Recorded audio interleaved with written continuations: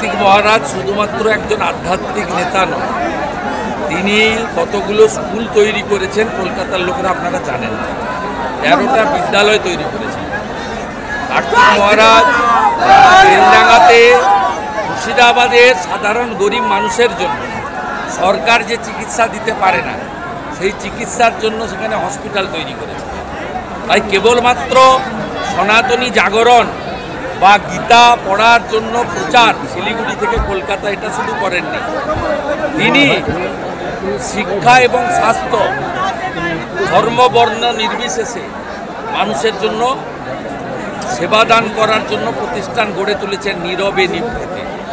তাই কার্তিক মহারাজের সিলেকশন এবং অন্য বাকি 13 জন মোট সিলেকশন, সবগুলি সিলেকশানই যথাযথ হয়েছে। বিভিন্ন সেক্টর থেকে সিলেকশন হয়েছে এবং আমরা বিশেষভাবে গর্বিত রাজবংশী লেখক শিক্ষক নগেন্দ্রনাথ রায়, অরিজিৎ সিং, আমাদের গর্ব মমতা শঙ্কর সহ প্রত্যেকের জন্য। কার্তিক মহারাজ শুধুমাত্র একজন আধ্যাত্মিক নেতা নয়, তিনি কতগুলো স্কুল তৈরি করেছেন কলকাতার লোকেরা আপনারা জানেন না। 13টা বিদ্যালয় তৈরি করেছেন কার্তিক মহারাজ। বেলডাঙ্গাতে মুর্শিদাবাদের সাধারণ গরিব মানুষের জন্য সরকার যে চিকিৎসা দিতে পারে না, সেই চিকিৎসার জন্য সেখানে হসপিটাল তৈরি করেছে।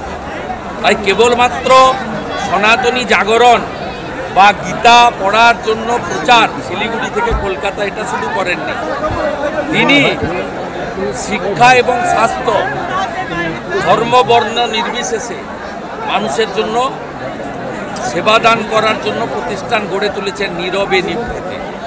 তাই কার্তিক মহারাজের সিলেকশন এবং অন্য বাকি 13 জন মোট সিলেকশন, সবগুলি সিলেকশানই যথাযথ হয়েছে।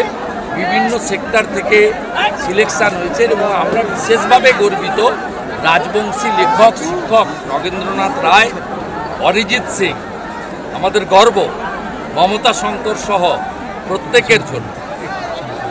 আমাদের ভিডিও ভালো লাগলে লাইক এবং শেয়ার করুন। কমেন্ট সেকশনে গিয়ে জানান আপনাদের মতামত। আরও ভিডিও পেতে আমাদের চ্যানেল সাবস্ক্রাইব করুন এবং প্রতি মুহূর্তে খবরের আপডেট পেতে প্রেস করুন বেল আইকন।